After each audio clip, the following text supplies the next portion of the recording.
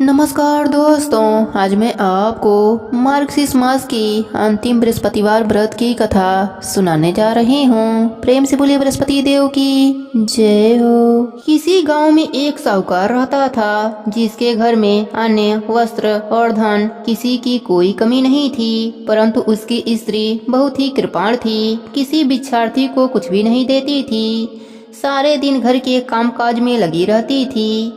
एक समय एक साधु महात्मा बृहस्पतिवार के दिन उसके द्वार पर आए और भिक्षा की याचना करने लगे। वह स्त्री उस समय घर के आंगन को लीप रही थी। इस कारण साधु महाराज जी से कहने लगी कि महाराज, इस समय मैं घर लीप रही हूँ, आपको कुछ भी दे नहीं सकती, फिर किसी अवकाश के समय आना। साधु महात्मा खाली हाथ ही चले गए। कुछ दिन के पश्चात वही साधु महाराज आए, उसी तरह भिक्षा मांगी।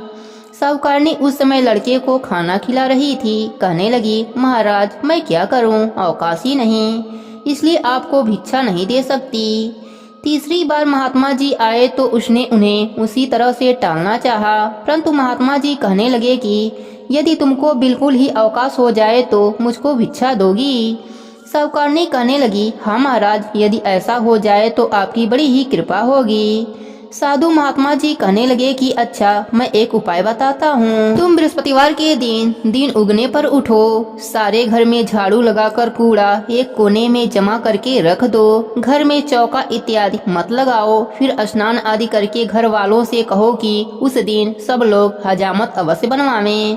रसोई बनाकर चूल्हे के पीछे रखा करना, सामने कभी मत रखना। सायंकाल को अंधेरा होने के बाद दीपक जलाया करना तथा बृहस्पतिवार के दिन पीले रंग का वस्त्र मत पहनना, न पीले रंग की चीजों का भोजन करना। यदि ऐसा करोगी तो तुमको घर का कोई भी काम नहीं करना पड़ेगा।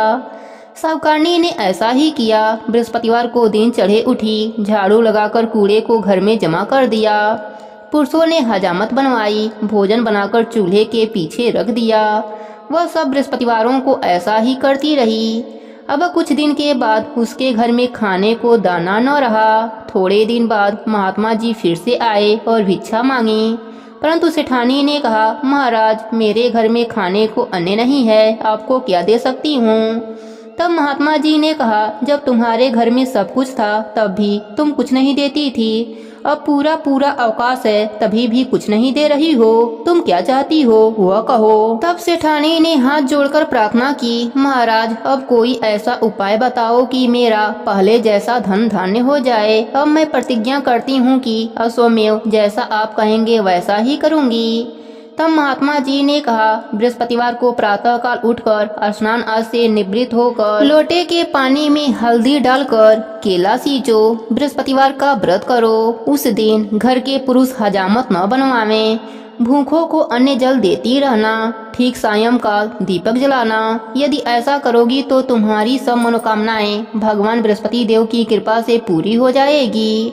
सेठानी ने ऐसा ही किया और उसके घर में धन्य धान वैसा ही हो गया जैसा कि पहले था।